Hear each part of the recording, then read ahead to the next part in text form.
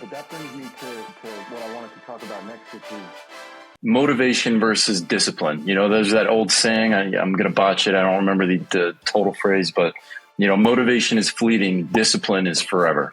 So for people in a bad place, when I've been in a bad place, I've forced myself to do stuff, to go work out.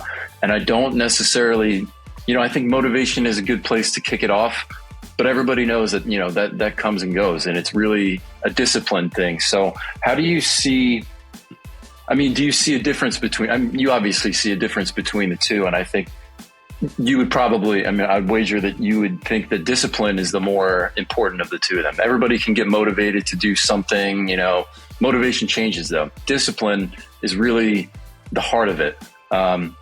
What are your thoughts on that? Do you kind of have the same belief system that discipline really is kind of the key to everything? I was just recording a previous episode of mine where I was talking about this book, The Mountain Is You. And in that episode, I talk about this, that there are two ways of looking at this. One is you being self-compassion. You have that for yourself that, okay, today is not the greatest day. Yes, I should be doing this, but there is some sort of a block, an obstacle, an energy block happening with me right now that's not allowing me to do it.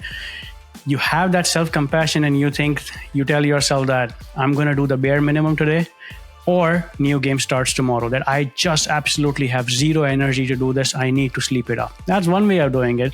The other way is the Jocko Willink way, the guy who wrote Extreme Ownership.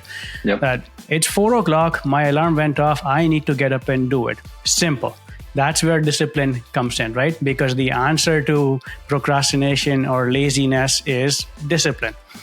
So if you call that laziness, then the answer is discipline. And that's one way of doing it. You beat yourself up and you don't really be emotional about it. That's not my experience. I have tried that, but that momentum doesn't help me move forward. So because of that, I feel like me having that awareness that it's okay. Me not working out today is not going to break my record. Me not working on my next podcast episode today, it's okay. I can pick it up tomorrow morning.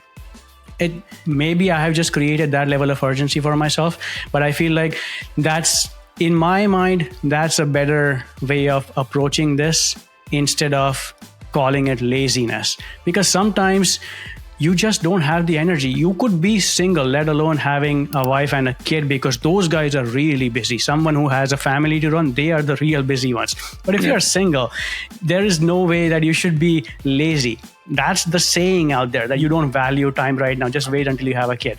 That's the saying out right now. But that doesn't mean that every single person out there has, we need to be compassionate toward those guys too, that some days are just off. That's okay. Let's just move on. Let's start the next day.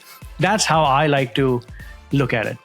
Yeah. But the other way of thinking is that you cannot have so many of such days, because some days, some moment in time it's going to happen that, okay, I am a piece of shit. I need to get up and I need to work towards this. And in such cases, I think those 2-minute rules by James Clear or 10-minute rules by the guy who wrote Indestructible, Neil Ayre, those rules help a lot. Okay, I cannot sit down and write for the next 3 hours for my next script.